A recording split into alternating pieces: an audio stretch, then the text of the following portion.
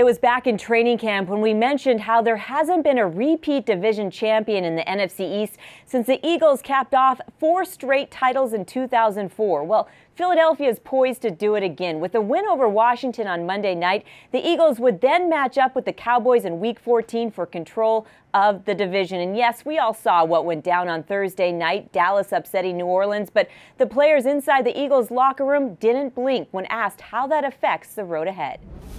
No other team in the league affects the way we play on Sunday or Monday night or how we prepare all week.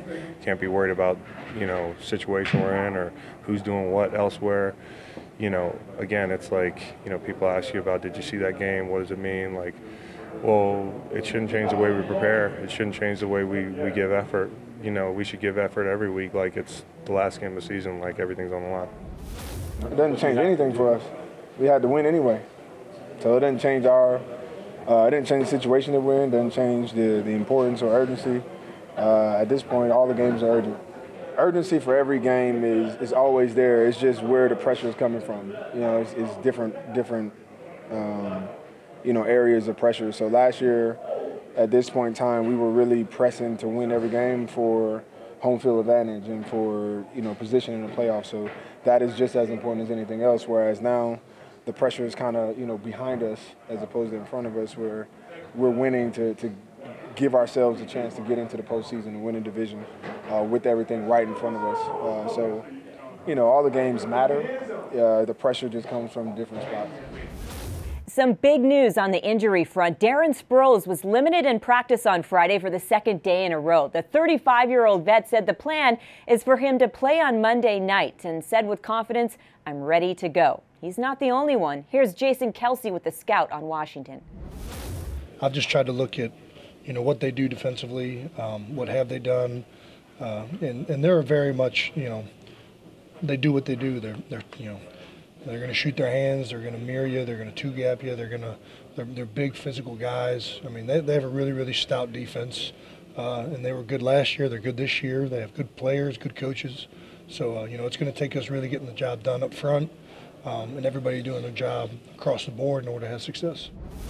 So just how tough is it to bring down Carson Wentz? Washington head coach Jay Gruden spoke about number 11's escapability in his weekly conference call, detailing how it's not underestimated with his club. Carson Wentz is he's really a tough guy to bring down. He's accurate. He's strong. He can run. We had him botched up in the pocket a few times, and he escaped. His escapability, I think, is underestimated.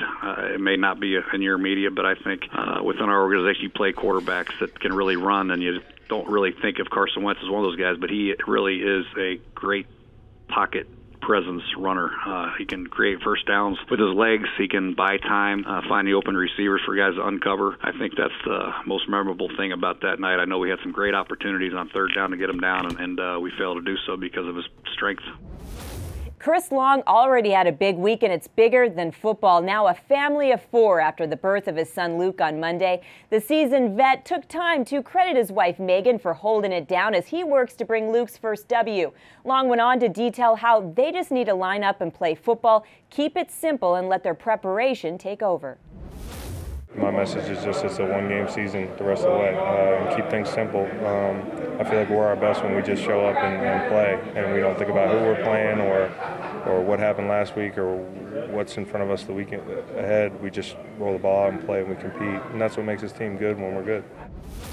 As we look ahead to what's on the menu Saturday, courtesy of Amoroso's, at 10:30 a.m., Doug Peterson will step to the mic, and we will hold that press conference live for you.